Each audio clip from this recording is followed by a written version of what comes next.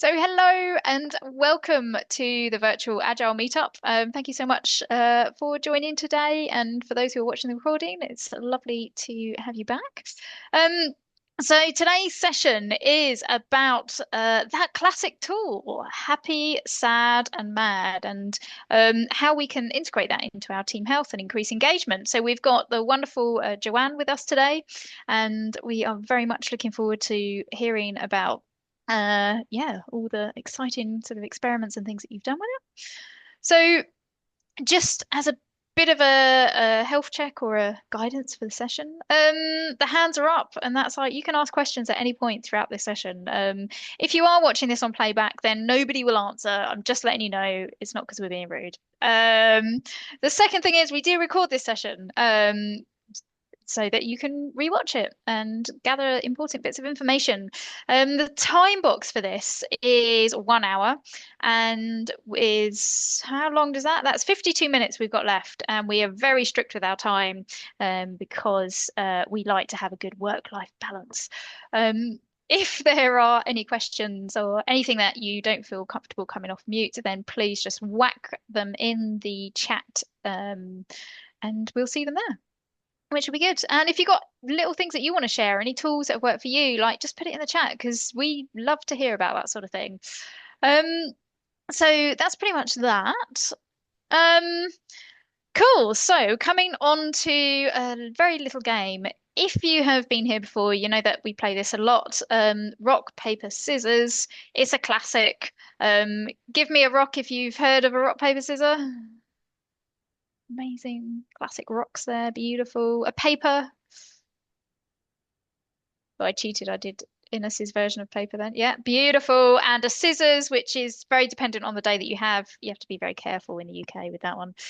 Um, Excellent. So this is my tool, my gifted tool to you guys. I use this a lot in teams. It's great for making decisions. It's great to get to a point, and it's kind of fun. And it is. I keep saying it's international, but I was told the other day that it wasn't quite international. So it's an easy game though, so you should hopefully get the grips with it. Um, so the first thing I'm going to ask you is a question, and then you're going to show me a rock, a paper, or a scissor. Make sense? Cool. So the first question. Oh, wait, Anna, she don't even know the questions. The first question is this: Mad, sad, glad sounds like the day in the life of me on a Monday.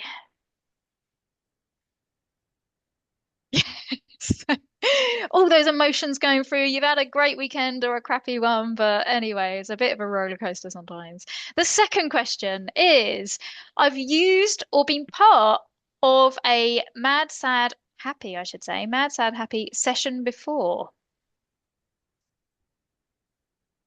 Nice. Oh, oh, sorry. No, you were saying no. Sorry, Casey. I thought you were just like peace. I was like, what? That's not one of the signs. Scissors. Brilliant. Okay, the last the last question or the last statement, I guess, is come on, Helen, stop rambling on. Let's get cracking.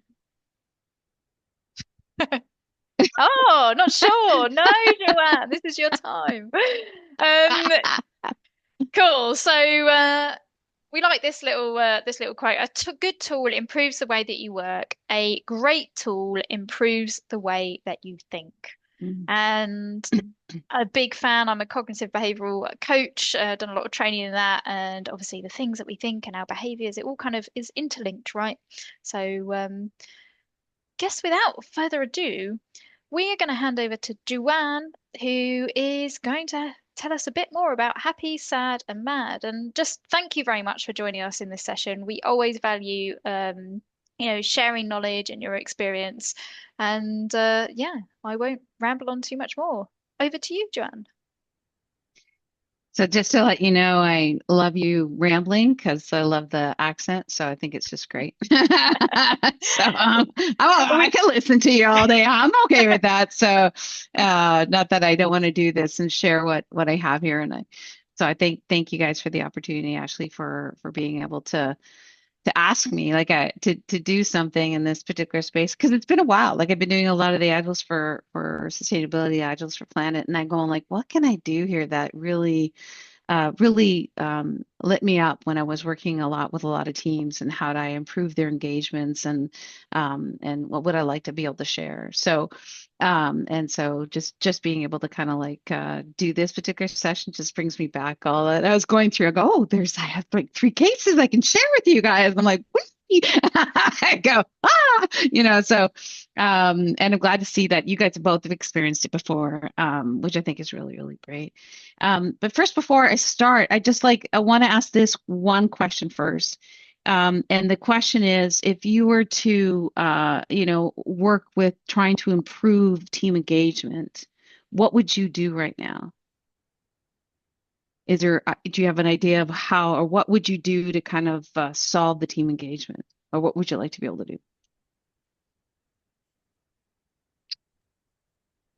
Well, for me, oh, yes, Ines. I would like to work out what is disengaging them first before I poke too much.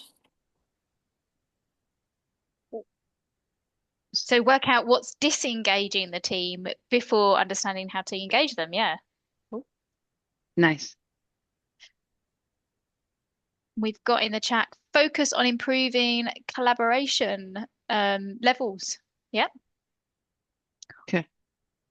Cool.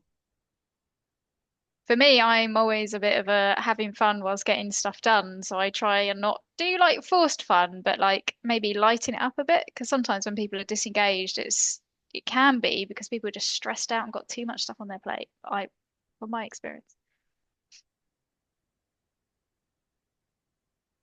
Oh, you want to find out what makes your group excited, right? Do you have an idea of what you want to do for that group to make them excited?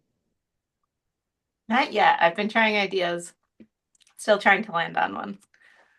Okay. Okay. Cool. Kyla, we're just asking the question as to what would you like to be able to do with your team in terms of engagement. Casey, what did I do with you guys when we worked together? You helped us learn how to be better teammates, like understand each other, and empowered us to make decisions. So yeah, It's nice so to see that's you again, by the way. Did you use rock, paper, scissors to do that for your decision making? Just putting it out there. so awesome. Okay. Okay. So the next question I have for you is like, so what makes you happy, mad, or sad about your team's engagement?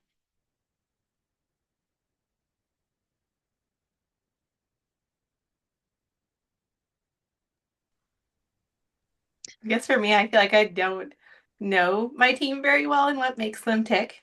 So that makes me like sad on that front. When we have like meetings together, it makes me happy that we like get to spend a little time together. But yeah. Nice. Nice. Thanks, Casey. That's beautiful.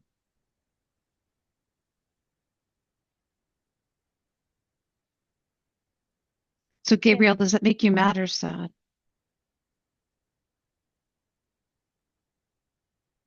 Yeah.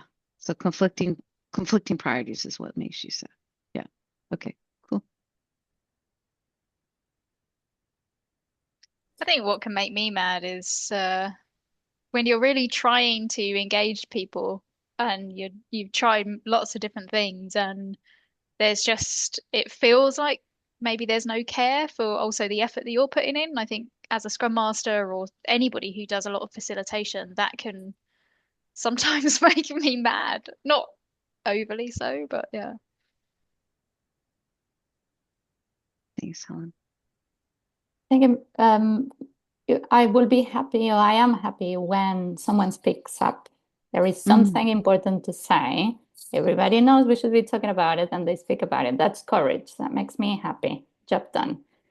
What makes me sad is when the rest of the team doesn't chip in on those important scenarios. So I can have the three feelings at once, I think.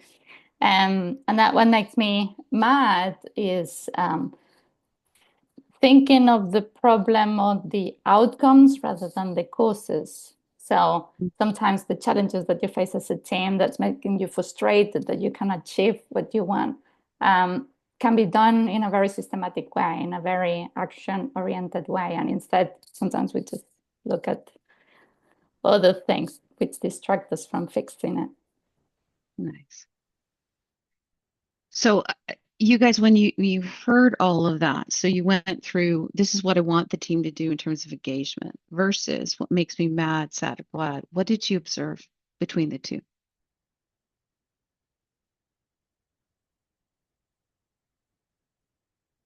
What did you I observe think about the others? Yeah, go ahead. there's I think an aspect of unstated judgment in one side, right? Where it can have maybe an unintended feeling in your hearer when you are trying to maybe make an observation, right? But when you're stating an emotion, that's unequivocally, like inarguably yours. Yes. Yeah, yes, I like that. Thank you. What else? It felt a lot less judgmental and like easy to say the emotional part than like what do I want Nice. from my team is really hard because it feels like you're like making a I don't know a judgment or a statement. Yeah, yeah. And you're creating a solution for what the problem might be, right? So yeah. What else?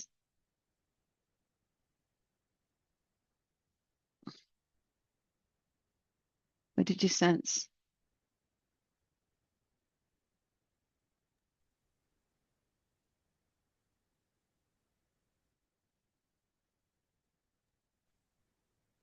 Maybe like a lack of connection With which one? with,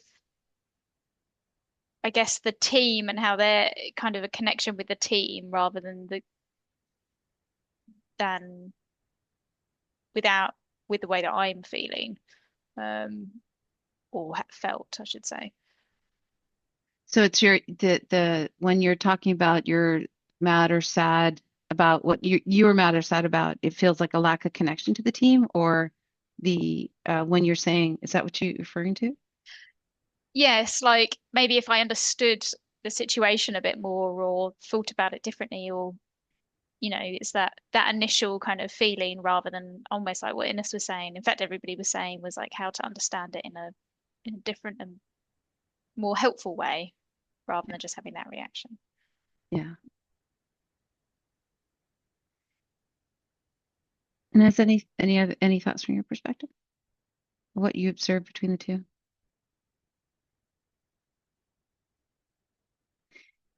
The one thing I get to what I love being able to see when I hear people say I'm mad, sad, or glad or something, I get to understand the person a little bit more, right? I get to understand, basically maybe what's driving them a little bit more. It's like this aspect of when we are understanding it's understanding what kind of inspires us, what moves us, right? And so having that gives us more information about that particular individual, and also potentially maybe the areas where we really want to be working on, right? So if it's more around, I just don't like it when people are conflicting, collaboration may not be the solution, for example. It could be something else totally different, right? So it's really, so for me, I find that I find a lot more information that comes out of Mad, Sad, Glad than asking teams, what do you want to do, like what's a solution that we need to do for this particular problem, whatever the case may be. So the mad sad glad gives us so much more information, and I always was saying mad sad happy because I always like happy, but but the mad sad glad is the three basic emotions which are out there, and so all emotions start in those three categories. And so most people have those three different emotions is the easiest way to kind of like work with people. So I'm going to go through and just kind of like share a little bit. So what I wanted to do today is just kind of like go through, I wanted you to kind of experience that. But what I want to be able to do is go through three different case studies where I've kind of used the MadSci class. You can see how it was used in terms of increasing engagement, and then talk about some of the lessons, and then basically, we can ask any questions at any point in time, guys. I'm really cool with that. All right, can you guys see my screen? Okay. Okay, cool. Yeah. Thank you. Awesome. So let me just put it into presentation mode.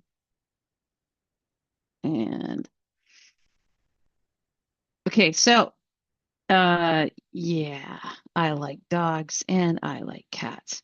So I just want to make sure I'll let you guys know a little bit more about me. I'm from Toronto, and I am an agile and transformation coach. I'm also a leadership coach, entrepreneur, and founder.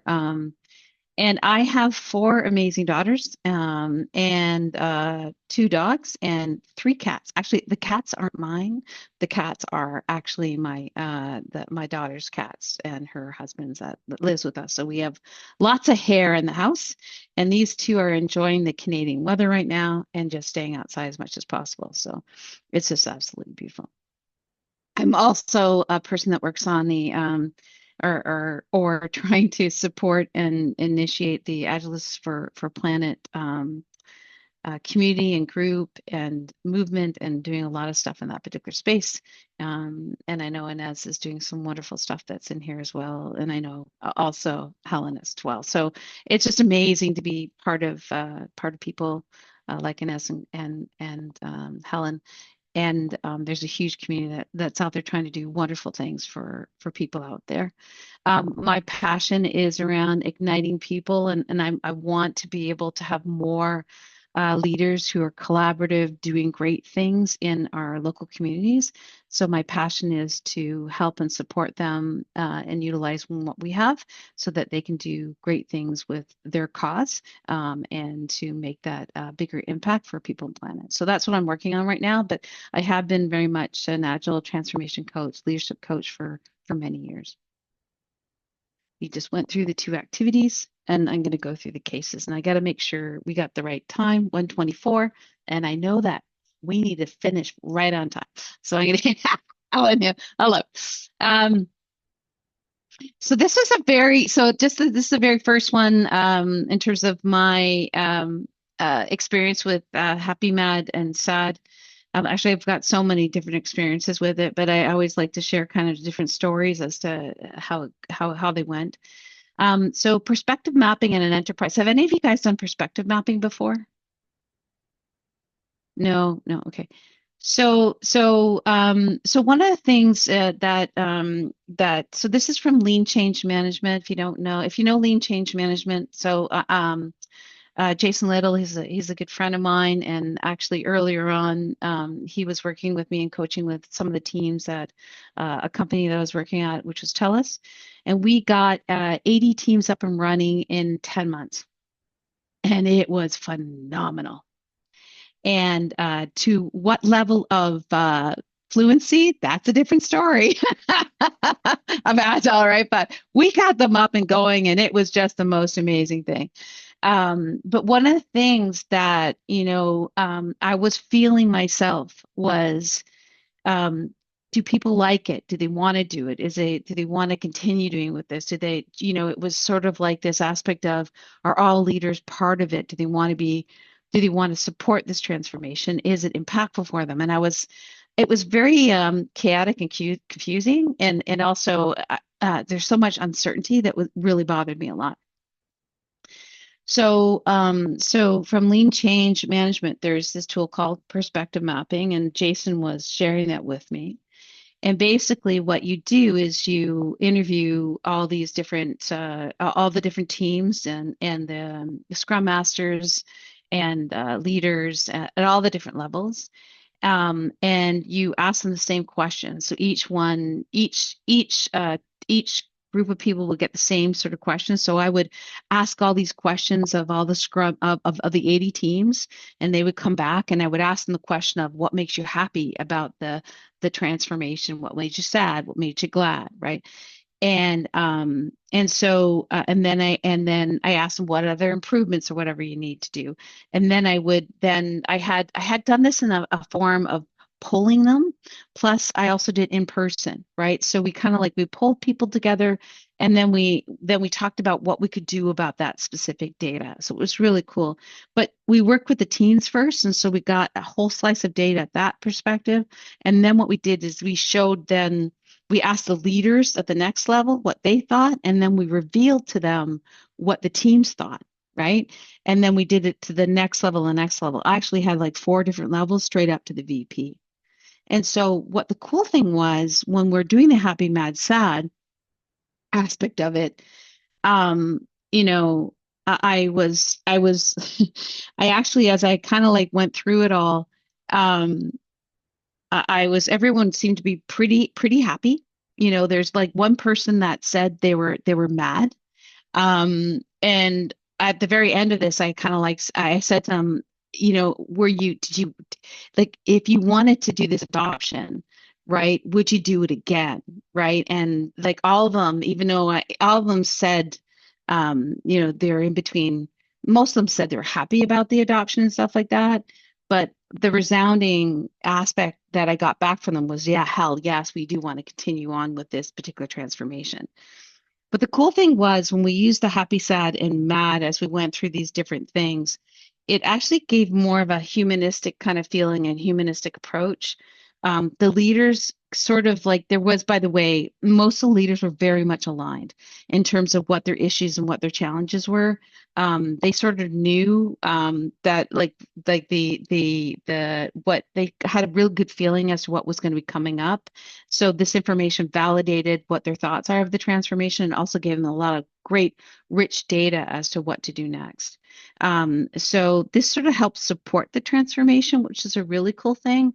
And so the team kept on continuing to keep doing this and expanding upon it for the next like 3 or 4 years. And we got some really good data to kind of like talk about all that, which will help us kind of like make changes to some of the different environments that we're working on to improve them to support these teams and their DevOps work that they had to do. But this to me was the very first time I ever used it. But the rich data that I got from the Happy Mad Sad just felt more personable, felt more engaging. It felt like and that was definitely something that kind of helped influence some of the different leaders. I do have if you want a link to the case study, I can give it to you. It was a huge amount of work, by the way, in order to do it. It took me 3 months, whatever, to get all the data together, but it was just fantastic. This one, I have a question. this, Sorry, yeah, go ahead. can I Yeah, ask yeah, a question? yeah. With the first one, how did you know that the data you were getting back from all the employees was true data if they knew it was going to go up the ranks? Does that make, is that, Yeah, I don't know how so to. yeah, I don't think I actually told them that it was going to be going up the ranks. So, and what I did was I don't like just surveys because surveys was just like the survey kind of initiated the information. It was the conversations that was much better. So actually what would Mm, happen is I would get a pre-survey information, but I would go into each of these teams and talk to them. So all the 80 teams I went and I spent some time with to understand and really get to know them a little bit better, right? So they knew me a lot of all the most of the teams knew me pretty well. So it was a pretty safe environment to kind of like share. A lot of this was physically done in person as well, so it wasn't all done virtually. So that makes a big difference too. Um, but yeah, this was so I guess the aspect was they felt safe enough to be able to share this information with me mm. in order to do what's required. Yeah. Yeah, you built the rapport. Cool. Okay, thank you. Yeah, and that's one of the biggest things I will sit there and say in order to get some of this data is that report is, in order to get the people to be honestly sharing with you how they feel, the report is really required. That trust is required. Yeah, for Mm. sure. This was actually another case where I started to bring it in, and I can't remember at that point in time where I kind of found it from. I wish I had the sources. I'm sorry, I don't have the sources, guys. But um, so some of these things I usually take and like kind of like create and modify and see how I experiment on the teams all the time. Poor teams. But this team was absolutely by far one of the best teams that I've ever kind of worked with, and we just had the best experience as we went through it. So this particular team, what happened was is so basically it's in a large organization, a large bank, great, wonderful. Blah. But in this particular bank, they had set up cross-functional teams, and these cross-functional teams were delivering a certain journey experience for a particular product. And so this team was made up, like, again, it's across, so we had mostly all the people that we needed in order to deliver the particular product, which was absolutely very cool. What we did is we actually created at the very end of each sprint, it was like, here's the objectives, this is what we accomplished, how did the sprint go, what are we learning, what are the next things that we're going to be doing. But what I added to them is like, how do you think the sprint went? So, what made you happy, sad, or mad? So for all the team members, we would get them to, like, well, I got the PO to say what he felt like. I got the Scrum Master to say what they felt like. You got the question mark. You got the squiggly face of I'm not sure. And then the team, we dot voted in terms of what the team felt. So we had one person that felt really mad, right? One person that was in between, but three felt pretty happy, right? And there was more in that team than five. There was like about 9 people, so we didn't get everybody that's there. But what happened, and then we also got them to kind of like talk about, well, when you see this as a team, so this is like sense making, total sense making, right? When you see this as a team, like what is it that this is saying? What do we want to share about, your feelings to the leaders? And so we would write on the board. I think this was uncomfortable. I forget. I can't really see it that well. Oh, I know it was uncomfortable. We aren't sure if we're gonna actually get to the MVP. So they were feeling uncomfortable about whether or not they can actually deliver this thing that they were committing to, right? And so, which triggered us to kind of like figure out, okay, great. So if we're feeling this way, what can we do to mitigate it? What are the mitigating things that we could do, which would kind of allow you to give a little more certainty? So the team would actually work through some of that stuff. But this gives a story, right? This gives like a humanistic thing versus it's red, green, yellow, or whatever the case may be. So the leaders, now we would present this to the leaders every week, right? We were doing sprint reviews at the very end of every week. The very first thing that any leader would do when they would come into the room was look at this specific board. They wanted to know where the teams were, right? In terms of their feelings and all that stuff. Oh, the team's feeling pretty good. This is great, right? Now, the cool thing about this too is that this specific team, we had leaders in the team. So it wasn't me as a coach delivering any of these messages to the rest of the group. We had specific, we would ask the team members, every single team member would actually do the review. So whoever would volunteer for it, they would actually go up and stand up to do the review. So they would have to deliver how the team felt, right? Which was really, really cool. And so this would come from the specific team members as to how they felt, and then anyone else could add anything else that they wanted to say about this is what it felt like. One time we had one specific QA guy, just like there was only one person that was mad, and he was so upset with the way the bank had its environments and what they did, and it was the worst thing and all that stuff. And he basically just verbalized, guys, this sucks. This is the worst thing possible. And that kind of initiated a huge amount of change to kind of like to allow them to actually fix the environments that were there. Now, there was a downside to this because we got this feedback quite frequently, quite quickly. The downside was that the QA manager that was in the room was like embarrassed, totally embarrassed, because he didn't hear it first, right? And he didn't prepare for what he needed to say to the rest of the leaders who were in the room, right? But this got a lot of like discussion going on, and they were able to kind of like be able to move along to what they actually needed. So for me, in order to get to this particular point, though, we are talking about trust. I think, Casey, you're talking about, I just really want to get to know the team a little bit better, right? Like there's this like connecting with them. This took a while before we could actually get the team to do this. So just to let you know, it's not something you can just automatically implement. You can try, right? But for me, it required me to understand and get to know the team members really well. We did a lot of one-on-one, we did a lot of teamwork, and then every single retrospectives, we were doing different team activities to get to know each other. We were doing fun, we were doing like a variety of different things to kind of improve the engagement. So a lot of that needed to be done before we actually got to this place where they felt comfortable to speak up in front of the other leaders, right? This particular team, by the way, we had the CEO we have 5 large banks in Canada, so we don't like have huge amount like US has, but we have 5 large banks, and all of them they're in downtown Toronto is our financial district. This is where all the banks head offices are, right? This particular CEO came down to see, was looking at all the different teams that were being set up.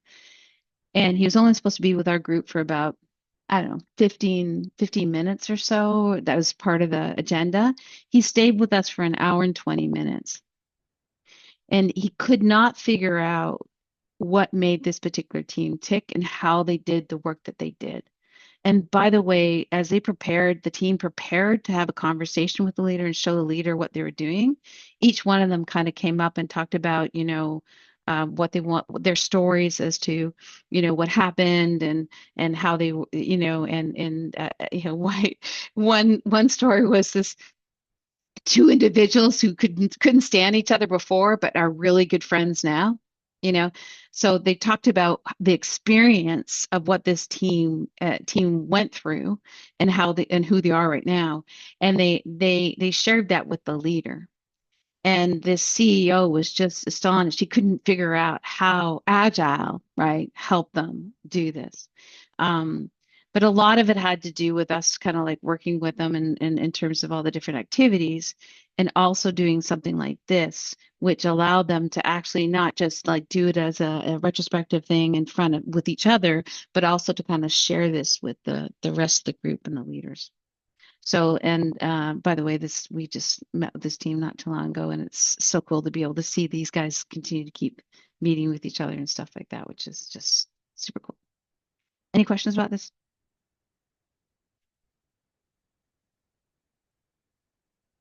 Nope. Okay. All right.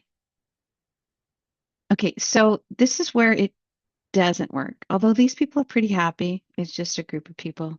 I took a picture from. It's one of the teams that I've worked with in the past. So where it didn't work, I've taught other people and I have mentored other people in specific areas, and they try to do this with some of the teams. But this particular another telecommunications team that we were working with was like the majority of the people I think there's like 12 or 14 people in the team. So A, it was a really big team, so it was really hard.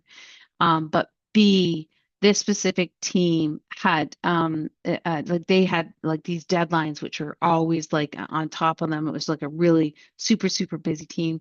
The majority of the people on the team were developers, and on this particular team there wasn't a lot of people that there wasn't I would sit there and say leaders, like 1 or 2 leaders that were quite vulnerable to share their feelings.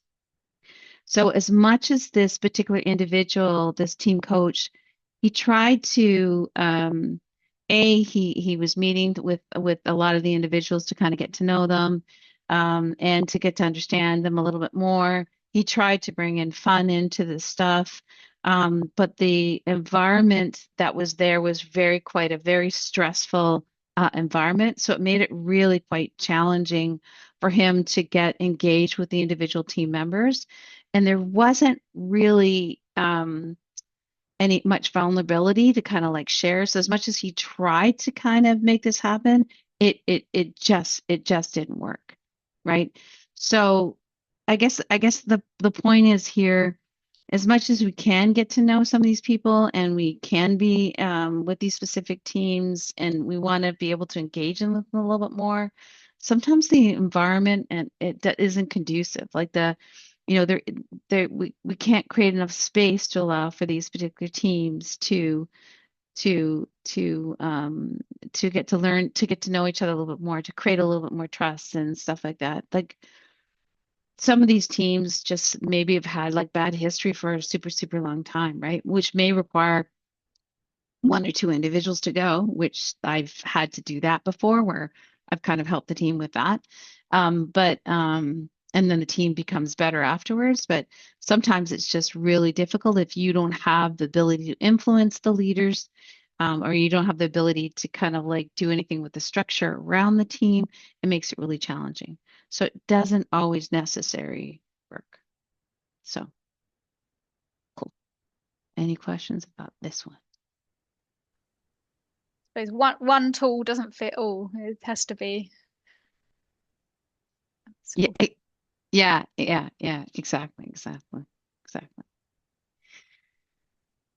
Okay. I don't know what happened there. Okay. Well, anyways, so just like I just as we'll have some time for questions because we're going to be wrapping up really quickly. Okay. So here's just some of the lessons learned that I've had. So, mad, sad, glad. It allows us to really tap into what really matters and allows others, and it inspires others to take action. There's nothing like, and I can tell you because I have kids, if my kids were telling me that they were sad or mad, I would do as much as anything as possible to make them happy. So, when we're able to kind of like tap into all these particular emotions, like it can inspire others to take action, but I think it's also a great way to kind of understand and get to know others. Um, for teams, we need to be able to create safety to be able to allow people to speak up. Sometimes this takes time, though. It takes time for us to build trust. It takes time for us to figure out how the team ticks. And it requires for some people to be vulnerable.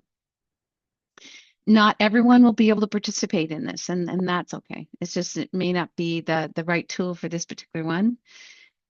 And it's always great if you're able to find one or two leaders on the team specifically who are willing to speak up because they can be key influencers for others. Okay. Awesome. But now I'm really curious. And what I'm really curious about, for those who've actually done Mad, Sad, and Glad, what was your experience like? And I'll stop sharing now.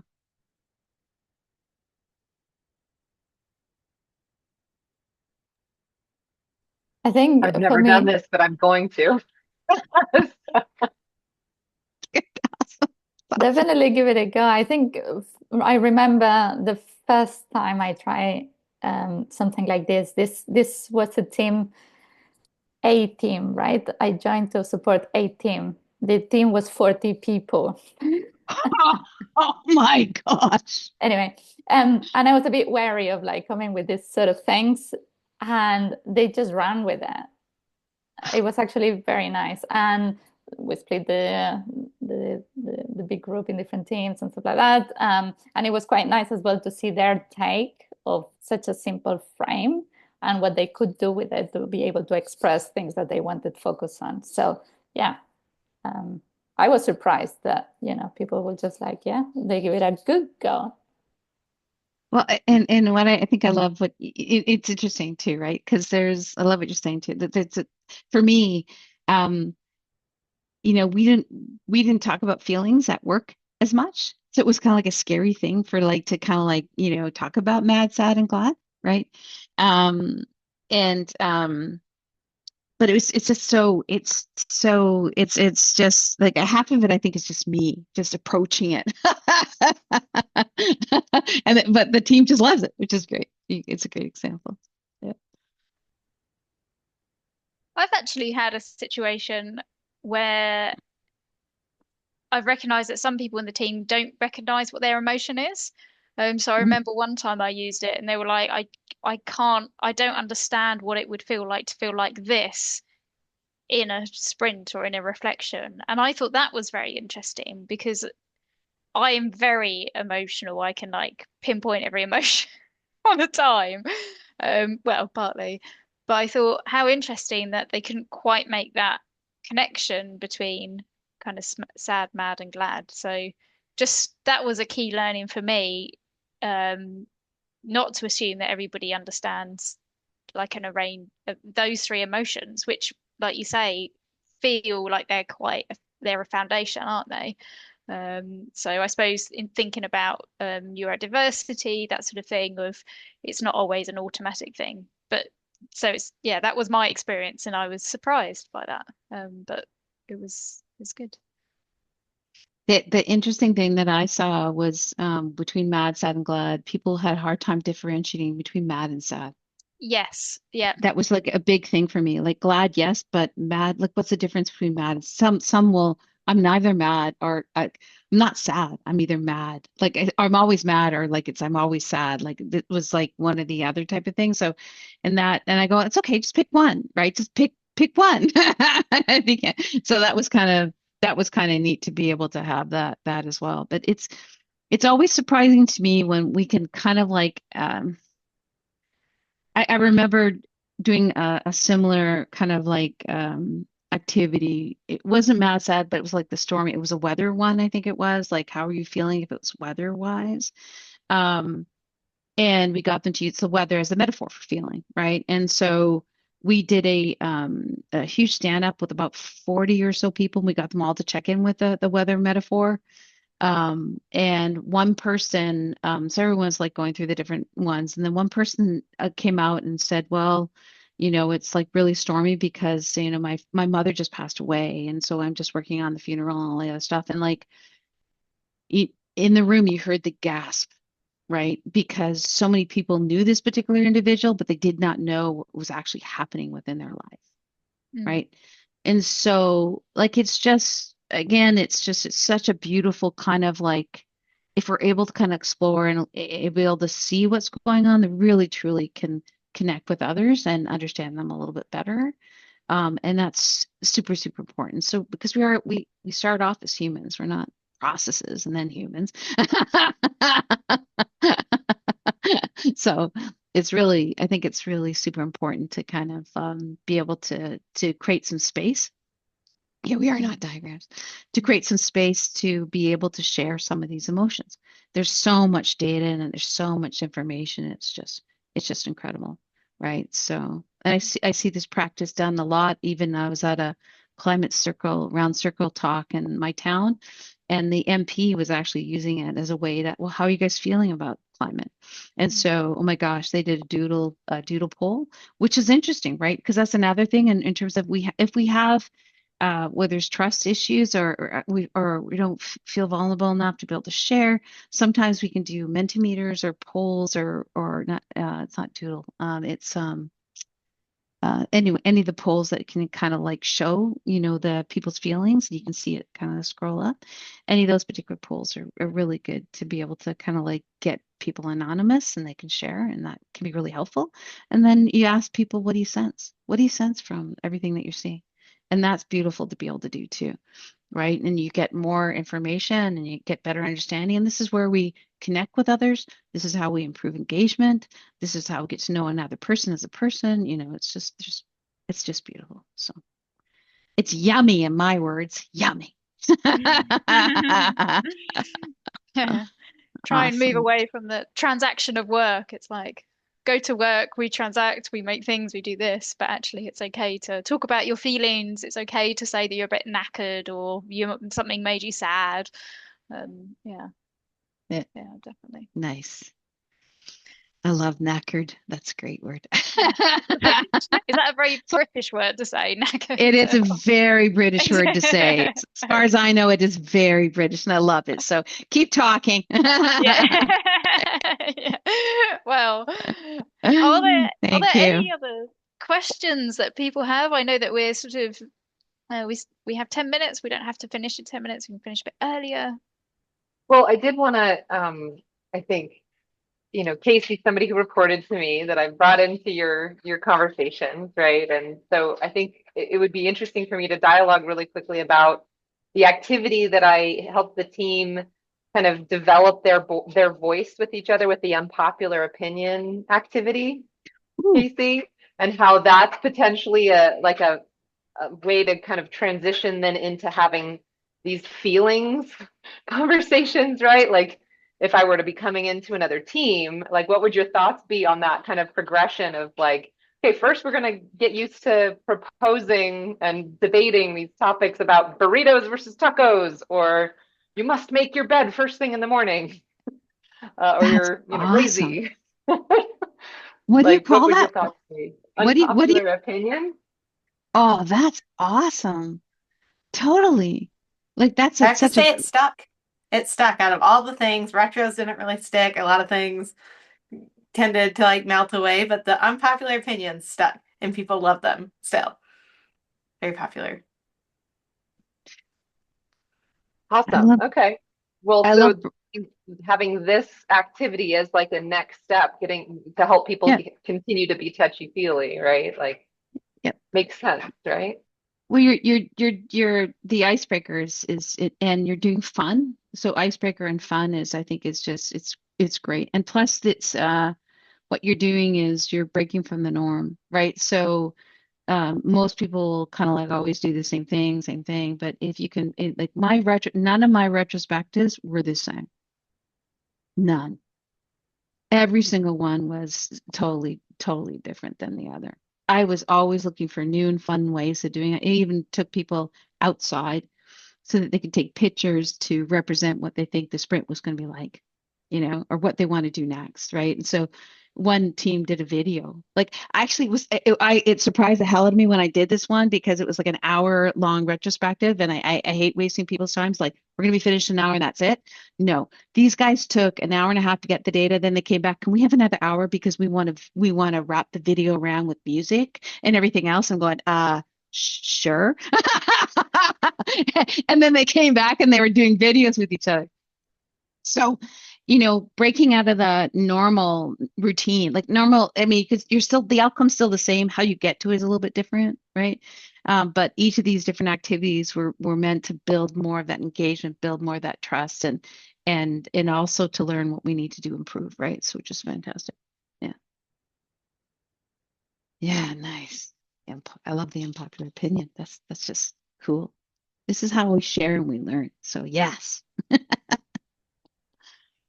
Nice. Yeah, I'm going to introduce that, I think. I think I'm the unpopular opinion at work at the moment, so maybe I'll just throw myself in there, be like me, or Yeah, give them something else to have fodder around. Well, I think one of the spicier ones was about toilet paper rolls, maybe is that right, Casey? Like people got really Yes. heated about toilet paper roll. Second heated one was about chocolate milk the other day. Do you shake it before you drink it? And shockingly, that one of all topics really got people going. And that was like whether you should like buy chocolate milk pre-mixed from the store or get the chocolate milk powder and mix it in. And do you shake it because you want it to be sweeter or it's fresher that way? It was really, that one got more heated too. Very That's totally entertaining. awesome. hilarious. I had a different team that was having AI write different like position papers on their bed making position. But like after the calls, right? They were still going, right? That's how you know you got the right note with the topic. So, but I also would do the rotation. Like in this particular example, we were having it when we were talking to as a group, as like a team meeting icebreaker conversation instead of just the like usual, and having a rotation of people who would take the position. I Yeah, I want them to practice like making a statement that is that kind of position statement. that's So so Casey much can let you fun. know if that was effective. I think it Because I was only because worked it in helps for people who aren't usually comfortable raising their hands actually like it's not about raising your hand and like being selfish and taking the spotlight. It's just your turn so you can get comfortable having an opinion. Well, and you know what, from what I was sharing in terms of the sprint reviews, right? Having anyone be able to stand up and share the sprint reviews with their leaders, right? It's just, you're setting them up in a playful way to kind of like do that, right? And so, and you're engaging them, and I think it's just beautiful. So, yay, yay! I want to be part of one of these things. So I think it's just that'd be fun. Oh my gosh, that's fun. Shaken or stirred. Maybe that's what we should Oh. do when we post this recording. We'll do an unpopular opinion and see what LinkedIn says. Um, which of takes us to the end. So, is that I mean, that could be an unpopular opinion. Just throw that out there. Or are we very excited to go and have some lunch or whatever time it is for you, lunch, dinner, breakfast? Yeah. So, thank you so much, Joanne, for coming tonight, today, this afternoon, this morning. It's really lovely to have you here and to have you share. And I hope that this has made people glad or happy. And as well, it's lovely actually to have a fairly small group just to be able to have these conversations and learn about unpopular opinion and all the other things that Gabrielle you've brought and Casey you've brought to the session as well, and Innes. So yeah, with that, don't know, something very British, ta-ra, is that good enough? Oh, I've not heard try. Oh, whip that out the bag. Yeah. So thank you and good night. But actually, before we go, sorry, I know that what we do like to do is we like to have a little bit of a poll, not a poll, sorry, a feedback.